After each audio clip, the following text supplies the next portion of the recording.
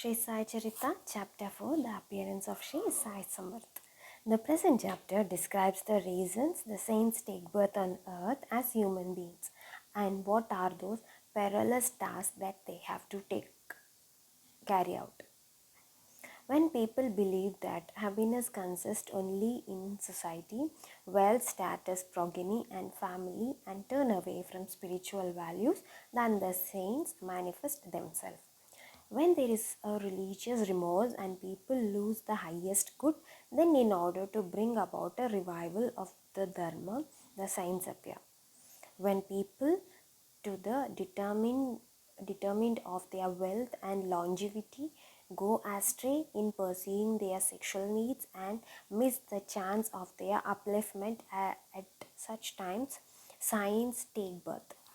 To protect the religion of Vedic Hinduism, to annihilate the sinful and to protect the poor and the weak, the saints incarnate on this earth. Their manifestations are always for others.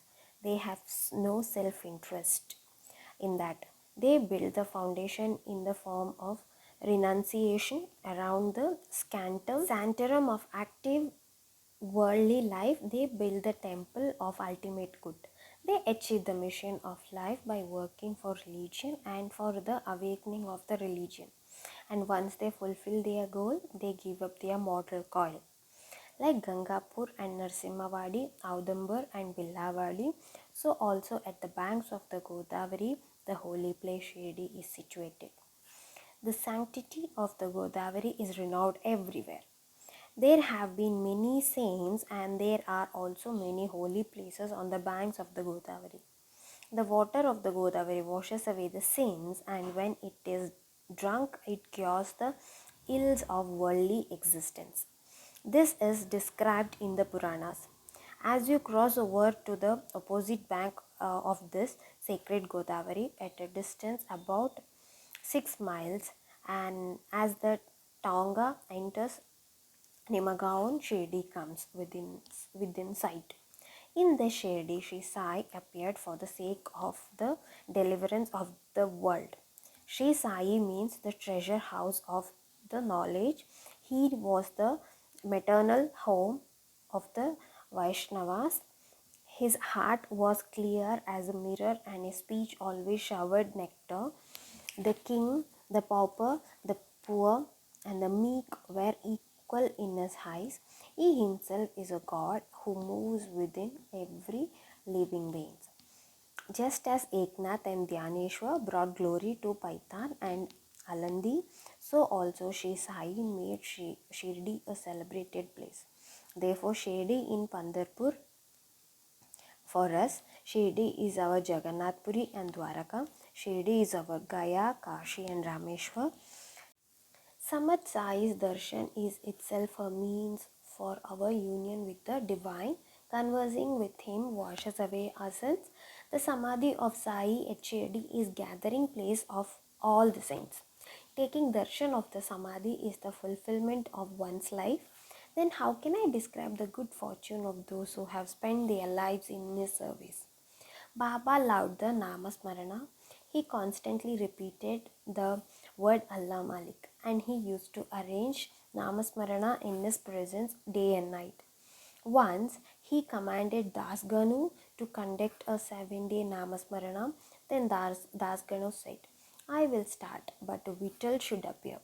To this Baba laying his hand on his heart said, yes, Vittal in person will appear, but the devotee should be full of faith. After the completion of the 7th day chanting, Dasganu had a darshan of Lord Vittal in reality. Kaka Sahib Dikshit had the same experience. Once when he was in meditation after his routine morning bath, he got darshan of Vittal. It was really a surprise when he went to masjid for Baba's darshan. Then Baba asked him, had not Vittal Patel come? Did you meet him? The Vittal is very elusive. Hold him firmly, otherwise he will slip away if your attention waves even for a moment. Later in the afternoon, the hawker from another place outside Shirdi came with an intention of selling 20 to 25 beautiful pictures of Vittal. Dikshit was surprised to see the exact replica of the image that he had seen in the morning meditation, and he recalled Baba's words. Bhagwat Rao Kishsagar's father was a staunch devotee of Vittal. After his father's death, the performance of puja and the offering of the Nivedya was stopped. There was no question of an annual pilgrimage to Pandharpur. Later, once this Bhagat Rao came to Shirdi, that time Baba recalled his father and said, "He is my friend's son. That is why I dragged him to Shirdi.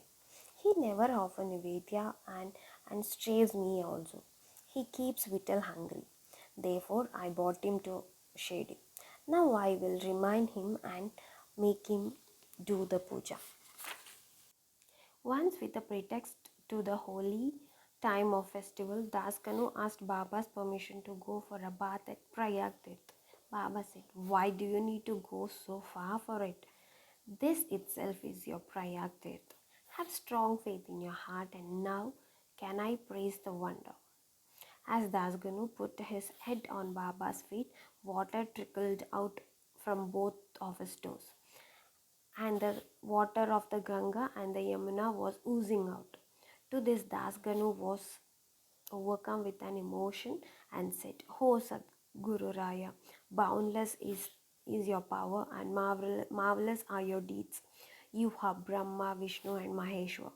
Having Baba's sacred feet to worship every day, it is not necessary to go on a pilgrimage to Ganga or the Godavari." Thus, this Sainath appeared in the village of Shirdi under a neem tree at the young age of 16. No one knew in which place, in which pious family, or of which parents Baba was born. People got tired of finding it out, but nobody came to know it. In Shirdi, the mother of Nana Chopkar was a very old. She used to tell the marvelous life of Sri Sai Baba. In the beginning, this young lad, fair, handsome, and charming, was first visible under the neem tree, sitting quiet and cross legged. Seeing the form of the beautiful child, people were extremely surprised. Hard penance at the tender age, sun and shade were the same. All so tender and a marvelous behavior, all the villagers stared at him surprised and began coming from far and wide to get the boy's darshan. No company during the day, no fear in the night. Everyone was surprised to see the penance of the Bal Yogi, so tender of the age and so good looking, who lived day and night under the neem tree. Lord Kandoba possessed the bodies of a few people in the village. Then someone asked them, "Who are the fortunate parents of this little boy? How and when has he come here?" "Lord Kandoba, at least you find out." The Lord replied, "Go bring an axe and dig at the place I show you." The Lord replied, "Go bring an axe and dig at the place I show you." Then, near the border of the village, under the neem tree, it was dug. They found a bricks at that spot. When the layer of bricks ended and moved aside, a lower half of grinding stone and underground cavern was seen, in which 4 lamps were burning. That cavern was paved with limestone. There was a flat wooden seat shaped like the cow's face and a beautiful rosary. The Lord said, "This is where the boy did penance for 12 years. The people started asking the boy with surprise. Then the boy replied, "This is the place of my Guru. This holy place is my inheritance. Maintain this well.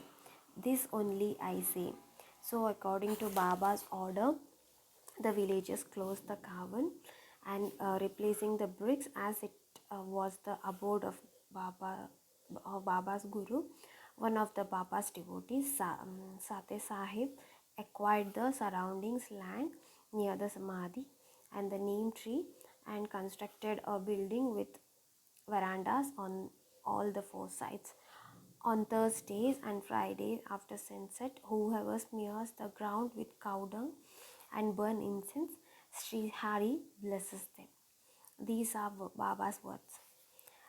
It was 2nd November 1909 that Dikshit met Sai for the first time. Thereafter, he wished to reside at Shedi. Later on, a huge Vada was built in the place of Dikshit's old Vada. On 9 December 1909, in an auspicious time, the building of foundation was begun. Dikshit's brother, who otherwise would not have come even after an invitation, and Dada Sahib Kapardi was present. The day was important as from this day the Sage the bedtime Arati, at the Chavdi was begun. In 1911, on auspicious day of Ramnavami, the house occupying ceremony was accomplished. Later, Srimad Bhuti Vada was also built after spending lot of money. And this money later proved to have been well utilized because Baba's body rests there.